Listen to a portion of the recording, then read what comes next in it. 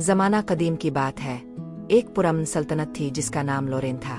वहाँ एक अजीम अलशान महल खड़ा था जो सफेद पत्थरों और चमकते हुए सोने से बना हुआ था। इर्द गिर्द हरे भरे पहाड़ थे, चांदी जैसे दरिया बहते थे और दरख्तों पर परिंदे खुशी से गाते थे। इस सल्तनत के लोग खुशहाल और नेक दिल थे। वो मेहनत करते थे, एक दूसरे का ख्याल रखते थे और अपनी जमीन से मोहब्बत करते थे। महल के वस्त में रहती थी शहजादी इलारा। इसके लंबे सिया बाल, रोशन आंखें और नर्म दिल था।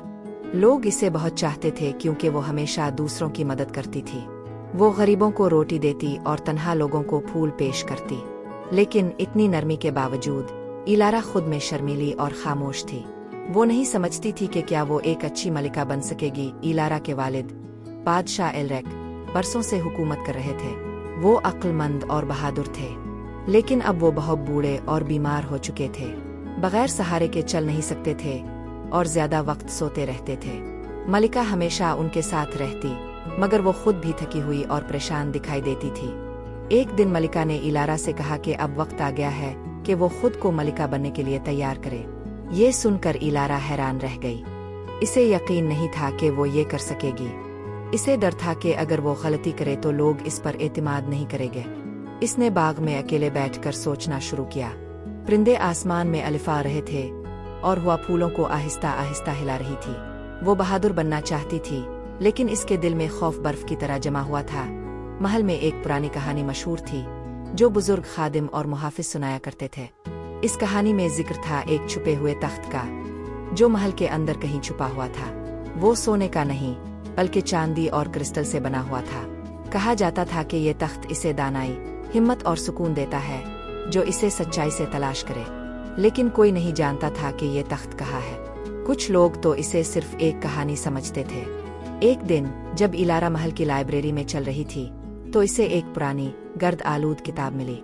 इस किताब के अंदर एक नक्शा था जिस पर एक चमकता हुआ तख्त चांदी की रोशनाई में बना हुआ था। इलारा का दिल तेज तेज धड़कने लगा। क्या ये वही छुपा हुआ तख्त था? इलारा ने इंतजार किया, यहाँ तक कि महल बिल्कुल खामोश हो गया। फिर वो सिर्फ एक लालटेन और वो पुराना नक्शा लेकर चल पई। नक्शे ने इसे लाइब्रेरी के पीछे वाक़े एक खुफिया सीरी की तरफ रहनुमाई की। वहाँ की हवा ठंडी और सन्नाटे से भरी हुई थी। पत्थर की सीढ़ियाँ पुरानी और टूटी फूटी थीं। रास्ते में इसे पुरानी तस्वीरें, टूटे हुए आईने और गिर्द में छपी हुई बादशाहों की पेंटिंग्स दिखाई दे। कई बार ऐसा लगा कि वो वापस लौट जाए, क्योंकि इसके पैर थक चुके थे और हाथ कांपने लगे थे। मगर दिल के किसी कोने से एक रोशनी इसे आगे बढ़ने पर मजबूर कर रही थी। आखिरकार वो एक छोटे से लकड़ी के दरवाजे तक पहुंची। दरवाजा सादा था, लेकिन नीचे से हल्की सी रोशनी झांक रही थी। इलारा ने आहिस्ता से दरवाजा खोला। अंदर एक खामोश, चमकता हुआ कमरा था। दरमियान में एक तख्त रखा था जो तारों की तरह चमक रहा था। इसके किनारों पर चांदी की बेलें लिपटी हुई थीं और नीचे की तरफ क्रिस्टल चमक रहे थे।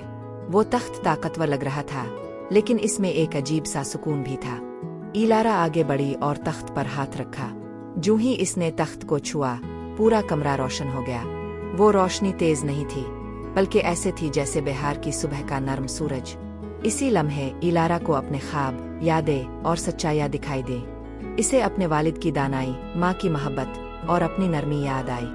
इसे अपना मुख और वहाँ के लोग याद आए जो इस पर भरोसा करते थे। इसका खौफ सूरज की गर्मी में पिघलती बर्फ की तरह खत्म हो गया। इसके हाथ कांपने बंद हो गए, आंखें पुरसुकून हो गईं। अब वो समझ चुकी थी कि एक मलिका बनने का मतलब क्या है। कामिल होना नहीं, बल्कि नेक, बहादुर और सच्ची होना। इलारा इस खुफिया कमरे से बाहर आई और महल वापस गई। इसने अपनी माँ को सब कुछ बताया। मलिका मुस्कुराई और इसे गले लगा लिया।